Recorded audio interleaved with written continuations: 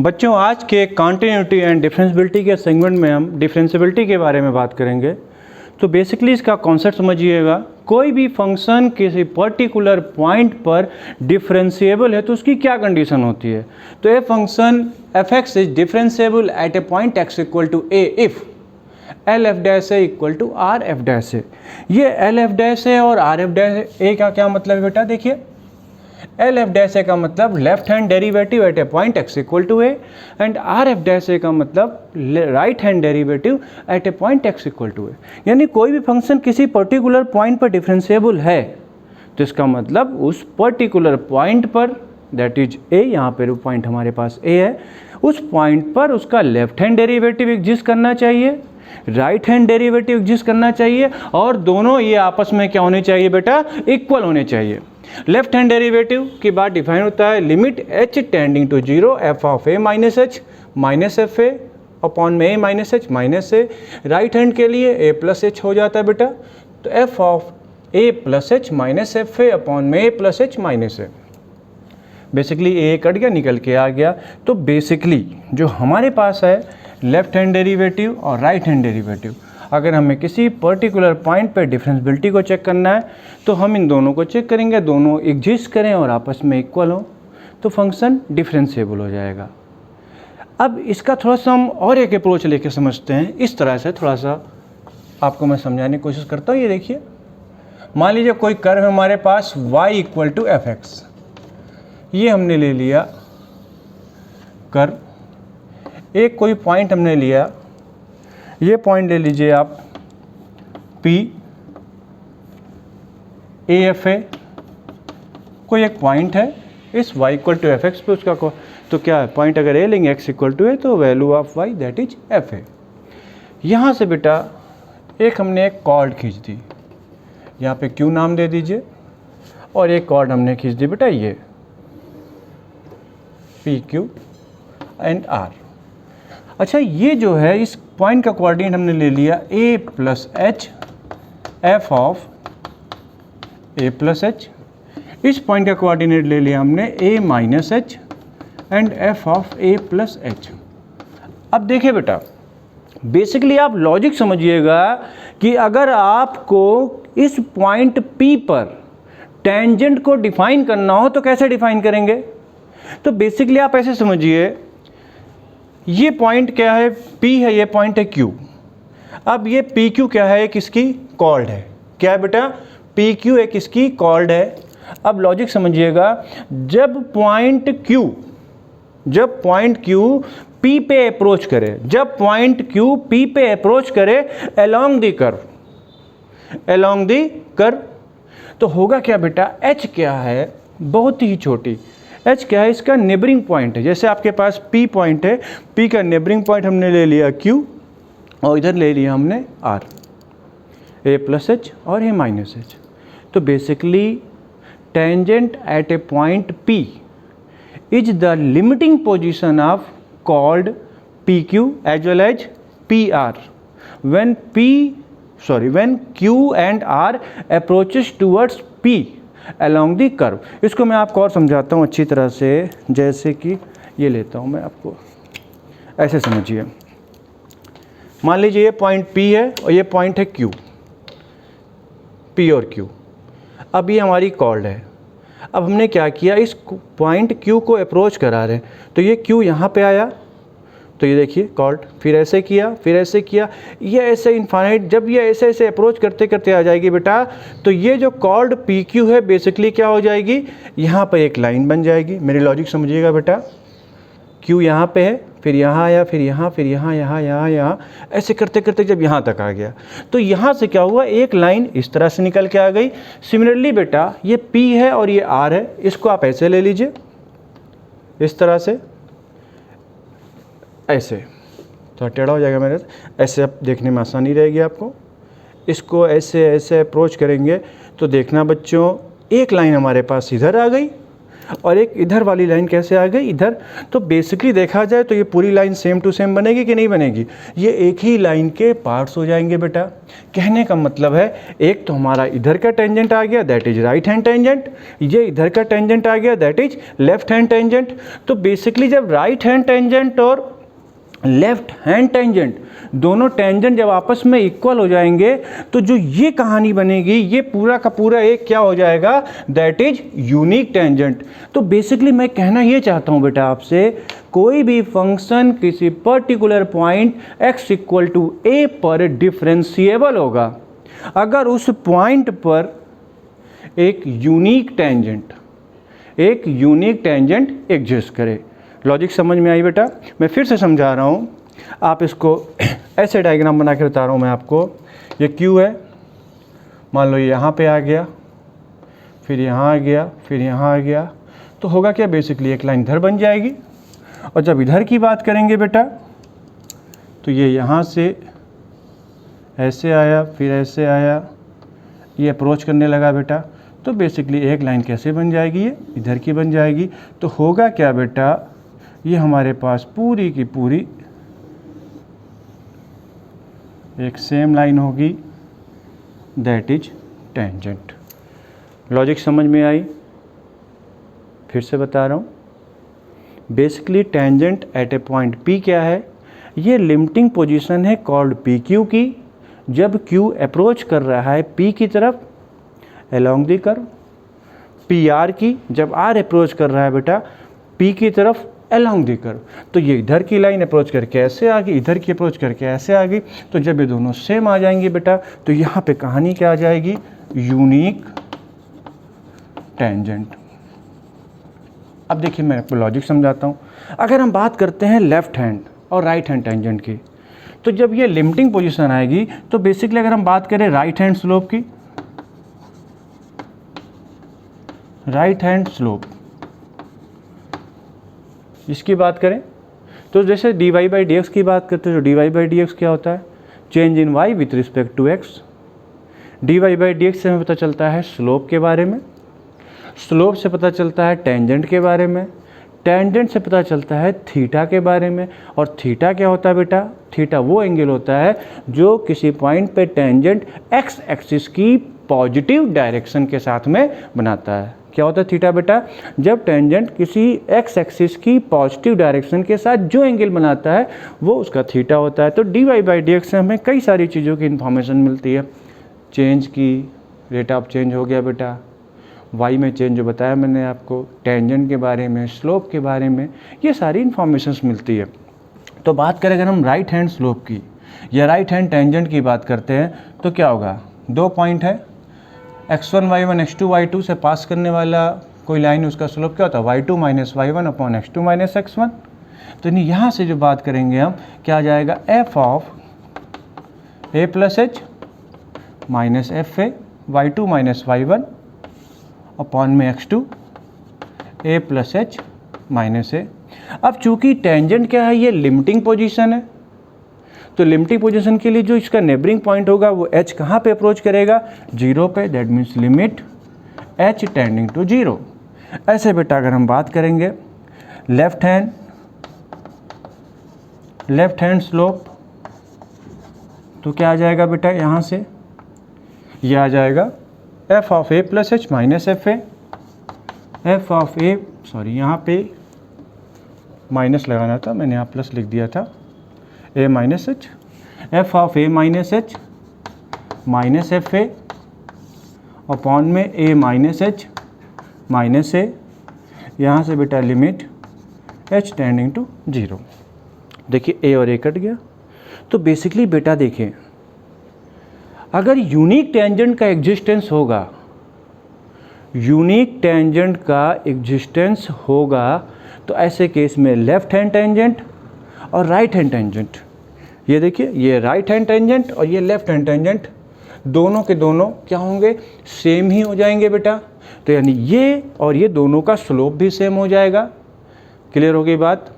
तो डिफरेंशिएबिलिटी का geometrical meaning, अगर हम बात करें कोई भी फंक्शन किसी particular point x equal to a पर डिफरेंशिएबल है, तो इसका मतलब उस पॉइंट पर एक यूनिक टेंजेंट एग्जिस्ट करना चाहिए।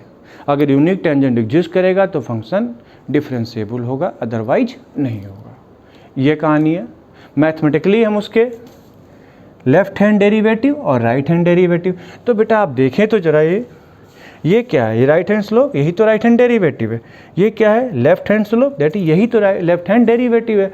तो बात अगर हम देखें इसको, तो जो इसका मैथमेटिकल एंड एनालिटिकल अप्रोच है वो हमें बताता है इस ग्राफिकल अप्रोच की मैथमेटिकल मीनिंग बता रहा है। लॉजिक समझ में आ गई बेटा। तो ये कहानी है डिफरेंशिएबिलिटी की। आप इसको देख लें एक बार ठीक से।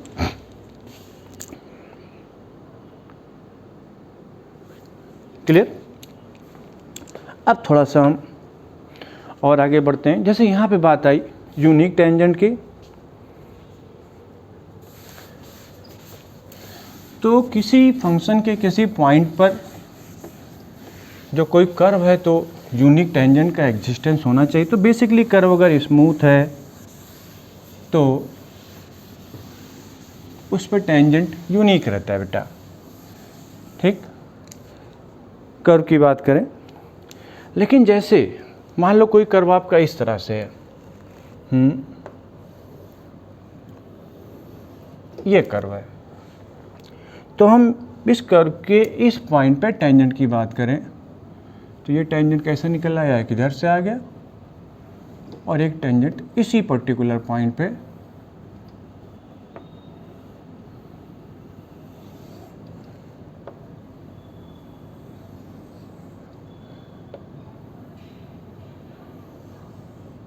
ये आ गया।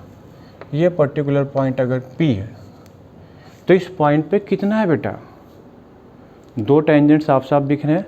तो बेसिकली ऐसे टेंजेंट कहाँ मिले, ये मिले शार्प एज।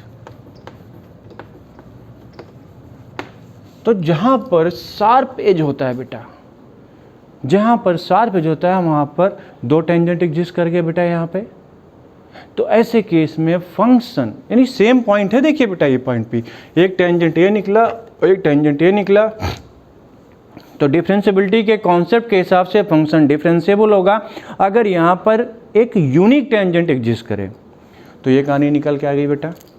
तो यहाँ पर क्या आएगा, नॉन डिफरेंशिएबल।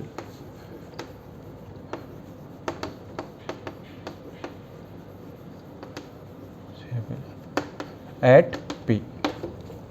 तो लॉजिकली अगर हम बात करें तो कोई फंक्शन कहीं पर अगर कॉन्टिन्यूअस नहीं है तो वहाँ डिफरेंशिएबल नहीं होगा, क्योंकि फिर वो कॉर्नर पॉइंट आ जाएगा। क्योंकि बात आती है बेटा, अगर कोई फंक्शन कॉर्नर पॉइंट पर लेके चलते हैं तो कॉर्नर पॉइंट आ गया जहाँ फंक्शन डिफरेंशिएबल, जहाँ फंक्शन डिसकॉन्टिन्यूअस हो गया। तो ऐसे केस में अगर फंक्शन कहीं पर डिसकॉन्टिन्यूअस है तो वहाँ पर डिफरेंशिएबल नहीं होगा। क्लियर। और वो कॉर्नर पॉइंट हो सकता है, वो जंप्स हो सकता है, या होल हो सकता है। यानी जहाँ पर फंक्शन कॉन्टिन्यूअस नहीं है फंक्शन वहाँ पर डिफरेंशिएबल नहीं होगा। लेकिन अगर कॉन्टिन्यूअस है लेकिन वहाँ पर एक से ज़्यादा टेंजेंट एग्जिस्ट कर रहे हैं, जैसे कि एग्जांपल शार्प एज नुकीले कोने टाइप का ग्राफ बना है यहाँ पे, तो यहाँ पर फंक्शन डिफरेंशिएबल नहीं होगा। तो बेसिकली आप कह सकते हैं ए function f x will be difference, आप चाहें तो लिख सकते हैं a function f(x) will be differentiable at those point at which the graph of function f(x) does not possess jumps, holes, break या शार्प एज या कहें कॉर्नर पॉइंट, यानी जहाँ पर जंप, बेसिकली जंप्स, होल, ब्रेक, ये सब तो क्या हो गया बेटा, आपका कॉन्टिन्यूटी का ही पॉइंट हो गया कि फंक्शन डिसकॉन्टिन्यूअस है। शार्प एज आपने देखा कॉर्नर पॉइंट होता है इंड पॉइंट पे, क्योंकि इंड पॉइंट पे कई सारे टेंजेंट का एग्जिस्टेंस हो जाता है बेटा। जैसे कि मान लीजिए आपके पास, आप ऐसे समझिए कि सपोज दैट ये है कॉर्नर पॉइंट है, यहाँ पे टेंजेंट, तो ये बेसिकली पॉइंट है, तो इससे टच करती लाइन इस एग्जैक्टली इस पॉइंट पे, तो ऐसे भी हो गई, ऐसे भी हो गई, ऐसे भी हो गई, कई सारी लाइंस हो गई बेटा कि नहीं हो गई, ऐसे समझ लीजिए, ऐसे घुमा करके, क्योंकि कॉर्नर पॉइंट है, इसीलिए हम कॉर्नर पॉइंट पर डिफरेंशियबिलिटी को नहीं लेते हैं, क्योंकि वहाँ पे बहुत सारे टेंजेंट का एग्जिस्टेंस होता है बेटा। क्लियर? तो लॉजिक समझ में आ गई बेटा। कोई भी फंक्शन किसी पर्टिकुलर पॉइंट पर डिफरेंशिएबल होगा अगर उस पॉइंट पर एक यूनिक टेंजेंट का एग्जिस्टेंस हो, और अगर मैथमेटिकली बात करें तो वहाँ पर डिफरेंशिएबल होगा अगर उस पॉइंट पर left hand derivative, right hand derivative दोनों एग्जिस्ट करें और आपस में इक्वल हों। ठीक है? ओके बेटा। अब थोड़ा सा हम इस पे बेस्ड एक क्वेश्चन करते हैं जो मैथमेटिकल मीनिंग है। इस वीडियो में हम थोड़ा सा कॉन्सेप्ट पे फोकस करेंगे, क्वेश्चंस वगैरह हम इसकी जस्ट बात की नेक्स्ट वीडियो में डालेंगे। सिर्फ एक क्वेश्चन ताकि आपको कॉन्सेप्ट समझ में आ जाए इसका।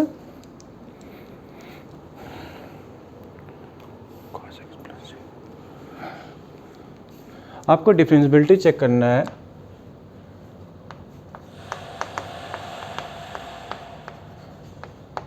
डिफरेंशियबिलिटी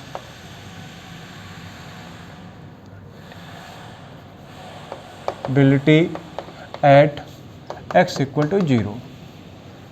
क्वेश्चन है, पहला ऑप्शन है इसके अंदर आपके पास cos mod x plus mod x, second option है आपके पास sin mod x minus mod x, third option है आपके पास cos mod x minus mod x, and d option है आपके पास sin mod x plus mod x, sin mod x plus mod x।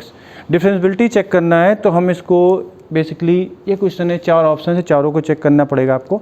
हम आपको चेक करके दिखाते हैं। फर्स्ट ऑप्शन की बात करते हैं बेटा। पहला ऑप्शन हमारे पास है A, that is f x equal to cos mod x plus mod x. तो यहाँ पर हम बात करें L f dash zero, L f dash zero की बात की बेटा हमने, तो ये क्या है, limit h tending to zero f of zero plus h, L है तो सारी यहाँ पे माइनस आएगा लेफ्ट में, f of zero minus h minus f zero divided by zero minus h minus में जीरो। तो बेसिकली हमारे पास क्या आ गया, limit h tending to zero f of minus h minus f zero की वैल्यू जीरो करेंगे कॉस जीरो वन जीरो, तो ये बेसिकली वन आ गया डिवाइडेड बाई माइनस एच। यहाँ से बेटा limit h tending to zero f minus h, तो क्या आ जाएगा, कॉस मॉड में माइनस एच प्लस मॉड में minus h minus one divided by minus h. बेटा बेसिकली क्या है, एच के mod h, mod minus h that is mod h, और एच क्या है, पॉजिटिव क्वांटिटी। तो बेसिकली ये क्या आ जाएगा, लिमिट एच टेंडिंग, एच क्या है, arbitrary small positive real number. तो बेसिकली ये क्या आया, ये आया cos h plus h minus one divided by H. यहाँ पे जीरो करेंगे तो वन माइनस वन, ये जीरो बाई जीरो का फॉर्म आ रहा है बेटा। आप चाहें तो लगा दीजिए, एल हॉस्पिटल लगा दीजिए, तो आया limit h tending to zero, cos का क्या आ जाएगा, minus sine h plus one divided by h, ये वन आ गया बेटा, सॉरी नीचे माइनस था, ये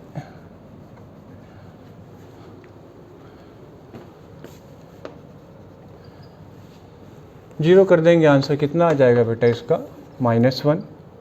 ऐसे बेटा जब हम आर एफ डैश जीरो की बात करेंगे तो क्या आएगा, limit h tending to zero f of zero plus h, पूरा लिख देता हूँ, f of zero plus h minus f zero divided by zero plus h minus में एच, सॉरी माइनस में जीरो। तो यहाँ से आ जाएगा बेटा आपके पास limit h tending to zero f of zero plus h का मतलब एफ एच, एफ जीरो की वैल्यू कॉस जीरो वन, ये जीरो, दैट मीन्स अपॉन में h, h tending to zero. F h की बात करेंगे तो क्या आया, cos mod h plus mod h minus one upon h, limit h tending to 0 that is cos h plus h minus 1 upon h. Basically क्या है, 0 करेंगे cos 0 1, ये 0/0 का फॉर्म बेटा। एल हॉस्पिटल लगा दीजिए, तो लिमिट एच टेंडिंग टू 0, ये आ गया minus sine h plus 1 upon 1, ये क्या आ गया बेटा 1। लेफ्ट हैंड डेरिवेटिव -1, ये यानी आपके पास L f dash 0 is not equal to R f dash 0, यानी कि पहला ऑप्शन क्या है, गलत है। मैं आपको प्रोसेस बता रहा था इस क्वेश्चन में। खैर, तो फर्स्ट वाला गलत हो गया, देख लीजिए, मैं इसको इरेज करूँगा। लेफ्ट हैंड डेरिवेटिव लगा, राइट हैंड डेरिवेटिव। अब हम आपको सेकंड ऑप्शन करके दिखाते हैं। यहाँ तक तो पूरी की पूरी सारी चीज़ें आपकी सेम रहेंगी।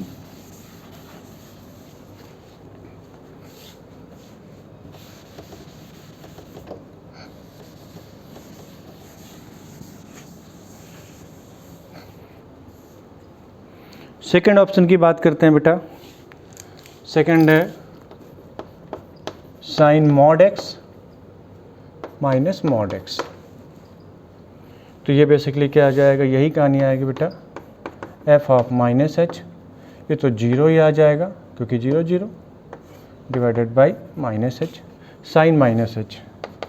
ये क्या आएगा बेटा, limit h tending to 0 sine mod में माइनस एच। तो बेसिकली देखा जाए तो ये लिखा गया है, ये लिखा है लिमिट एच टेंडिंग टू 0, ये साइन एच अपॉन एच, क्योंकि साइन में माइनस मॉड एच लिखा है तो मॉड माइनस एच की वैल्यू एच ही आएगी, क्योंकि नेगेटिव का कोई फर्क नहीं मॉड के ऊपर। और एच क्या है, बहुत ही छोटी पॉजिटिव क्वांटिटी, तो यहाँ पे माइनस आ जाएगा बेटा, ये भी एच एच यहाँ माइनस में, तो ये क्या आ जाएगा बेटा प्लस में। कोई डाउट इसमें? यानी इस केस में जब लिमिट लगा दिया तो आंसर कितना आ गया बेटा, 0। क्लियर? यहाँ से राइट हैंड की बात की तो ये आ गया f0, ये तो 0 ही है, यहाँ पे h, f0 का मतलब लिमिट h टेंडिंग टू 0, ये आ गया sine h minus h, mod h करेंगे बेटा, सॉरी यहाँ पे fh लिखना था मुझे, mod h minus mod h upon h, ये आ गया limit h tending to 0 sine h minus h upon h। Basically limit h tending to 0 sine h upon h -1, 0 कर दिया तो 1 -1, ये भी क्या है 0। तो left hand derivative and right hand derivative दोनों आपस में इक्वल हैं और दोनों की वैल्यू 0 है बेटा। इसका मतलब function is differentiable at x equal to 0, यानी ये वाला फंक्शन डिफरेंशिएबल है। आप इन दोनों को भी चेक कर लीजिएगा, वैसे इसका आंसर बी ही है। मैंने आपको प्रोसेस बता दिया, बाकी दोनों आप अपने आप कर लीजिएगा, देख लीजिएगा गौर से इसको।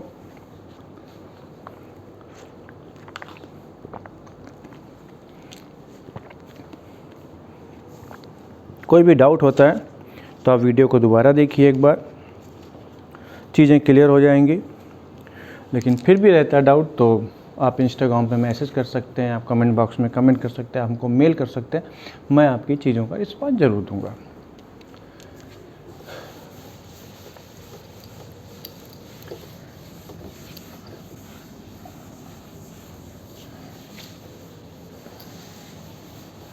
अब देखिए बेटा, डिफरेंशियबिलिटी की बात करते हैं।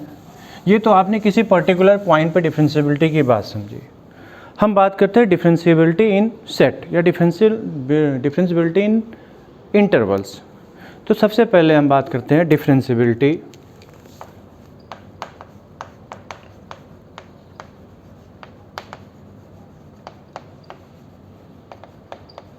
इन open interval a to b में डिफरेंशियबिलिटी की बात करते हैं। अब लॉजिक देखिए बेटा, तो कोई ख़ास लॉजिक नहीं, सिंपल सी बात है। कोई भी function, A function f x will be differentiable in open interval a to b if it is differentiable at each point of this interval। यानी कि fx इसमें लिखांगा, आप लिखना चाहें तो लिख लें, मैंने आपको बता दिया। कोई भी function open interval a to b में डिफरेंशिएबल होगा अगर वो उस इंटरवल के हर एक पॉइंट पर डिफरेंशिएबल हो। सिंपल सा लॉजिक है बेटा, क्लियर। अब बात आती है कन्फ्यूजन कहाँ पे होता है, क्लोज इंटरवल की बात करें तो ओपन में डिफरेंशिएबिलिटी की कहानी क्या है बेटा कि फंक्शन डिफरेंशिएबल होगा अगर उस इंटरवल के हर एक पॉइंट पे डिफरेंशिएबल हो। बात आती है क्लोज इंटरवल डिफरेंशिएबिलिटी।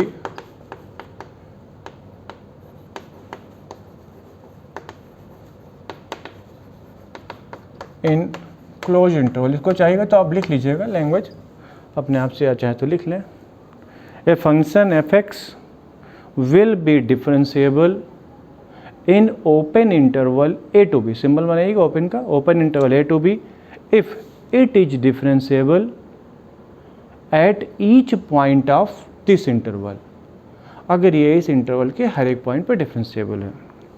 अब क्लोज इंटरवल की बात करें तो क्लोज में देखिए बेटा, कोई भी function closed interval a to b में डिफरेंशिएबल होगा तो उसकी जो कंडीशंस है, पहली बात तो ये है कि वो function open interval a to b में डिफरेंशिएबल होना चाहिए। पहली बात, वो function open interval a to b में डिफरेंशिएबल होना चाहिए। सेकंड कंडीशन, जब बात आती है एंड पॉइंट की बात आती है बेटा, तो a पॉइंट पे और b पॉइंट पे, बेसिकली अगर हमने बात की कोई फंक्शन, मान लो ये पॉइंट है a तो ये पॉइंट है b, तो इस इंटरवल a से b के बीच में फंक्शन तो पूरा डिफरेंशिएबल होना चाहिए। साथ ही बेटा जो पॉइंट a है उस पॉइंट a पे उसका राइट हैंड डेरिवेटिव एग्जिस्ट करना चाहिए, यानी कि राइट हैंड डेरिवेटिव एग्जिस्ट करना चाहिए पॉइंट a पर, फाइनाइटली एग्जिस्ट करना चाहिए, और b के ऊपर उसका लेफ्ट हैंड डेरिवेटिव एग्जिस्ट करना चाहिए। मैं फिर से रिपीट कर रहा हूँ कि open interval a to b में डिफरेंशिएबल होना चाहिए, और जो एंड पॉइंट है तो फंक्शन एंड पॉइंट पे कह सकते हैं कि पॉइंट a पे उसका राइट हैंड डेरिवेटिव एग्जिस्ट करना चाहिए और पॉइंट b पे लेफ्ट हैंड डेरिवेटिव, यानी कि लेफ्ट एंड पॉइंट कहने का मतलब है right hand derivative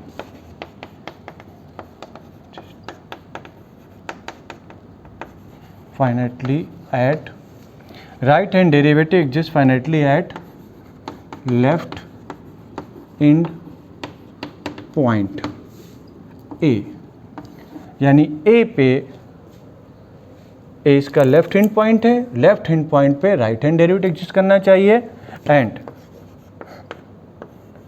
left hand derivative exist finitely at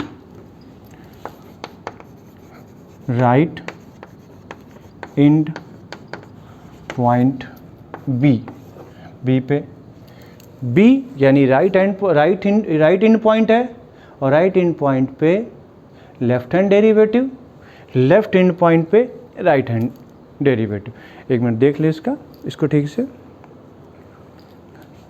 इसको आप ऐसे भी समझ सकते हैं, पॉइंट ए की बात करते हैं, then limit x tending to a plus limit x, क्योंकि ए की बात कर रहे हैं तो ए के बेटा राइट में जाना चाहिए, तो एफ एक्स माइनस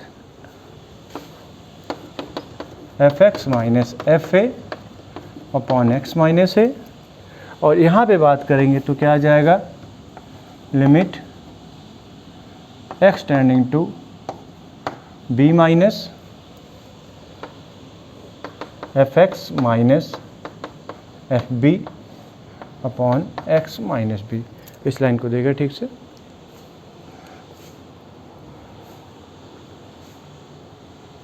मैं इसको फिर से बताऊंगा, थोड़ा सा कन्फ्यूजन रहता है बच्चों को, एक बार दोबारा रिकॉल कर लेता हूँ। ठीक है, देख लिया आपने। अब समझिए मेरी बात को, गौर से सुनिए, एकदम क्लियर हो जाएगा। छोटा सा कॉन्सेप्ट है, कोई भी फंक्शन ओपन इंटरवल में डिफरेंशिएबल होगा अगर वो इस इंटरवल के हर एक पॉइंट पे डिफरेंशिएबल हो। बात खत्म। सेकेंड चीज़, close interval a to b में डिफरेंशिएबल होगा, तो उसकी पहली कंडीशन क्या है कि वो open interval a to b में डिफरेंशिएबल हो। अब ये एंड पॉइंट क्या है, a और b। a क्या है इसका लेफ्ट एंड पॉइंट, b क्या है राइट एंड पॉइंट। तो लेफ्ट के उधर तो फंक्शन लेफ्ट के पहले तो जा नहीं सकता, तो लेफ्ट के राइट में जाएगा फंक्शन।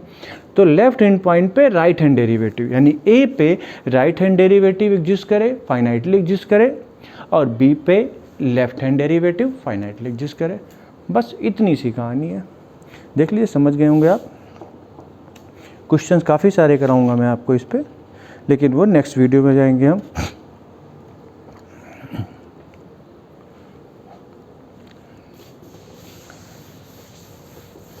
अब देखिए, कोई भी फंक्शन, दो फंक्शन ले लेते हैं f(x) और g(x).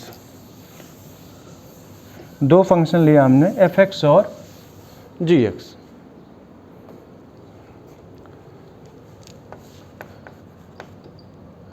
And g(x).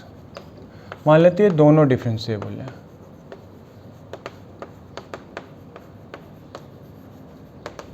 दोनों के दोनों डिफरेंशिएबल हैं, तब f(x) plus g(x), f(x) minus g(x), f(x) into g(x) and f(x) upon g(x), ये सब के सब डिफरेंशिएबल होंगे। इस वाले केस में जहाँ पर एट g(x) इक्वल टू 0 होगा उनको छोड़ना पड़ेगा, यानी जहाँ पर g(x) 0 नहीं होगा उस पॉइंट को ले लेंगे। तो बेसिकली क्या है, डिनोमिनेटर में तो डिनोमिनेटर 0 तो हो नहीं सकता बेटा, नॉट डिफाइंड हो जाएगा। तो बेसिकली दो डिफरेंशिएबल फंक्शन है, तो उनका सम, डिफरेंस, प्रोडक्ट, डिवीजन, ये सारा का सारा हिसाब किताब क्या होगा, डिफरेंशिएबल होगा। देख लीजिए। अब देखें,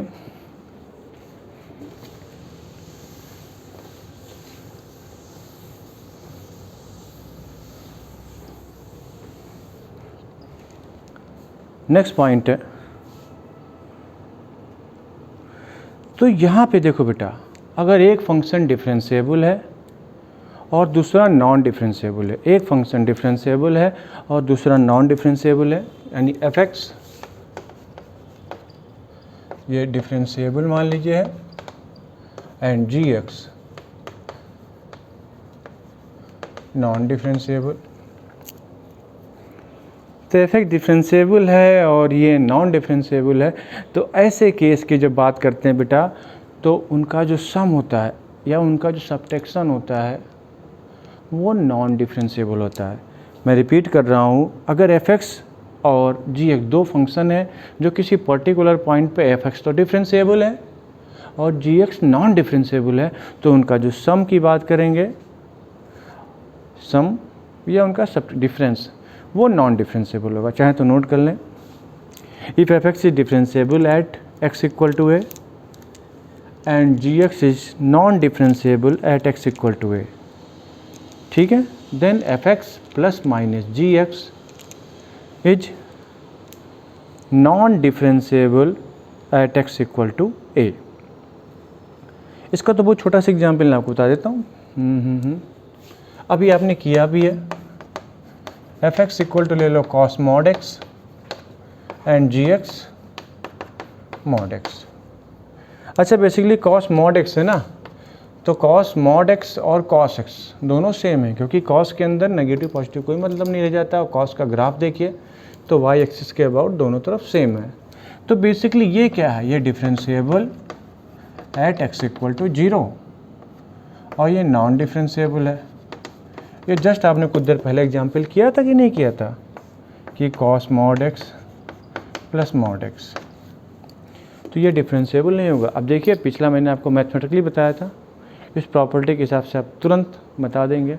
जो पहला ऑप्शन था प्लस वाला cos mod x plus x, और cos mod x minus x वो डिफरेंशिएबल नहीं है, तो आपको सॉल्व भी नहीं करना पड़ेगा।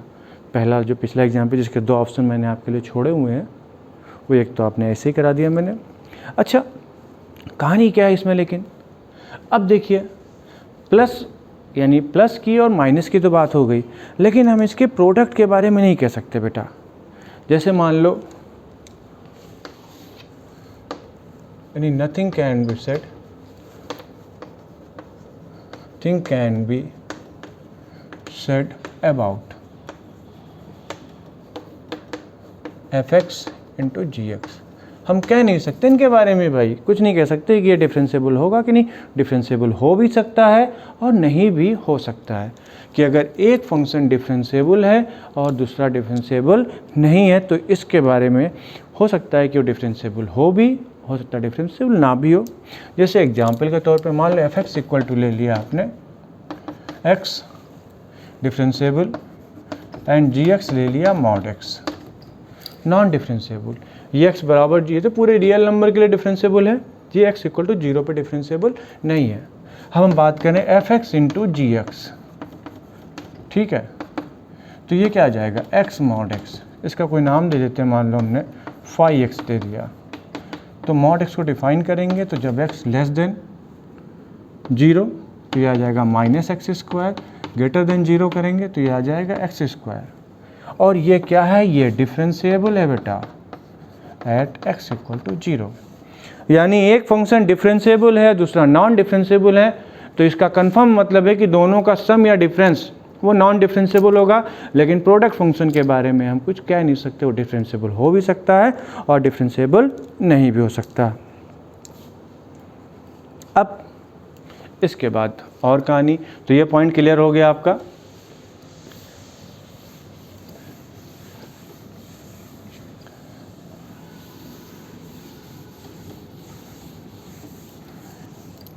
तो आपने केसेस देखे, दोनों डिफरेंशिएबल हो तो क्या है, दोनों में से एक डिफरेंशिएबल है तो क्या बात है।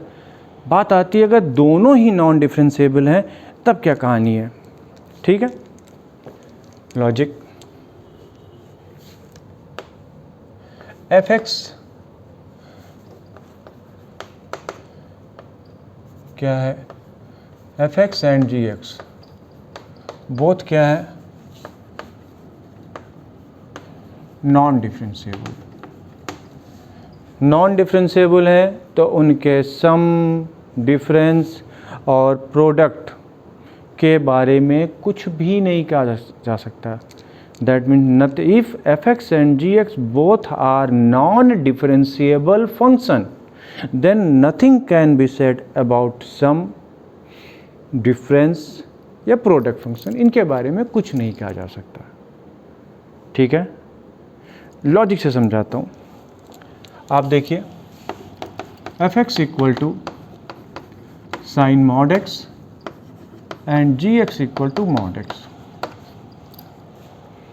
अभी जस्ट आपने जो एग्जाम्पल मैंने कराया था, जो पहली बार में 4 ऑप्शन चेक कर रहे थे, पहला और दूसरा मैंने किया था, थर्ड एंड फोर्थ आपने करना था। एक तो ऑप्शन पिछले वाले पॉइंट से मैंने करा दिया आपको। हम बात करते हैं fx माइनस gx, या प्लस कर लेते हैं, तो ये क्या आ जाएगा sine mod x plus mod x and fx minus gx, ये क्या आ जाएगा sine mod x minus mod x। आप इस फंक्शन को देखेंगे तो बेटा अभी आपने जो पिछला एग्जाम्पल किया था मेरे ख्याल से उसका ये बी ऑप्शन था और ये शायद डी था, तो इसका नाम देते हैं, मान लो क्या ज़रूरत है नाम देने की, ऐसे समझ लीजिए।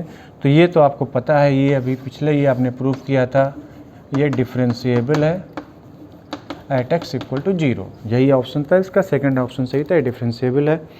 जबकि प्लस किया है, ये क्या है non differentiable at x equal to 0। तो देखिए सम नॉन डिफरेंशिएबल है, डिफरेंस डिफरेंशिएबल है। तो लॉजिक समझे तो मैं चीज़ों को फिर से रिकॉल करा रहा हूँ, गौर से सुनिएगा बेटा। अगर कोई फंक्शन, दो फंक्शन है, दोनों डिफरेंशिएबल फंक्शन है, तो उनका सम, डिफरेंस, प्रोडक्ट, डिवीजन, ये सब क्या आएगा, डिफरेंशिएबल आएगा। बशर्ते जो डिनोमिनेटर में चीज़ें हैं वो जिन पॉइंट पे जीरो होंगी उन्हें हमें छोड़ना पड़ेगा। क्लियर? यानी जो हमने लिखा था f(x/gx) में gx की वैल्यू जहाँ पे जीरो होती है। अब इसके बाद बात थी बेटा, अगर एक डिफरेंशिएबल है और एक नॉन डिफरेंशिएबल है, तो ऐसे केस में जो उनका जो सम आता है वो नॉन डिफरेंशिएबल होता है। अगर एक डिफरेंशिएबल है और एक डिफरेंशिएबल है, एक नॉन डिफरेंशिएबल, तो उनका जो सम आएगा बेटा वो नॉन डिफरेंशिएबल। लेकिन प्रोडक्ट के बारे में हम कुछ नहीं कह सकते। जैसा एग्जांपल अभी साफ कर दिया मैंने, x mod x का बताया था। अच्छा, दोनों ही नॉन डिफरेंशिएबल है, फिर तो आप कुछ कह सकने की स्थिति में ही नहीं है, ना तो सम के बारे में, ना डिफरेंस के बारे में, ना प्रोडक्ट फंक्शन के बारे में। ये एग्जाम्पल आपने देखा बेटा। आज की वीडियो में हमने जो आपको बताया, हमने डिफरेंशियबिलिटी का कॉन्सेप्ट बताया आपको, उसका ग्राफिकल अप्रोच, उसका मैथमेटिकल अप्रोच, यानी left hand derivative equal to right hand derivative.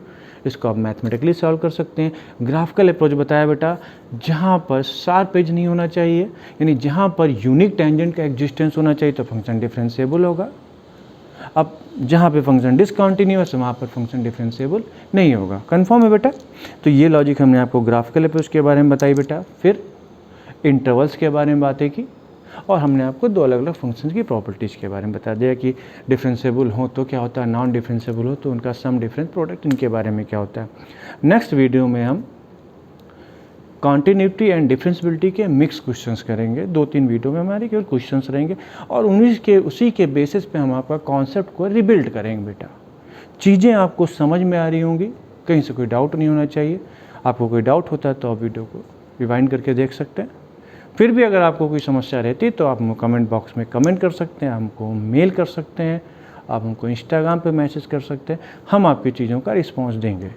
और चीज़ें आपको सही लग रही हैं, समझ में आ रही हैं, आपने सब्सक्राइब किया हो तो अच्छी बात है, नहीं किया तो सब्सक्राइब करें, लोगों के बीच में शेयर करें, ताकि हमारे ये जो कुनबा ये बढ़ता रहेगा परिवार और ये चैनल का, तो हम आपके सामने ऐसी अच्छी वीडियोज़ लेके आते रहेंगे बराबर। ठीक है? Okay, bye bye.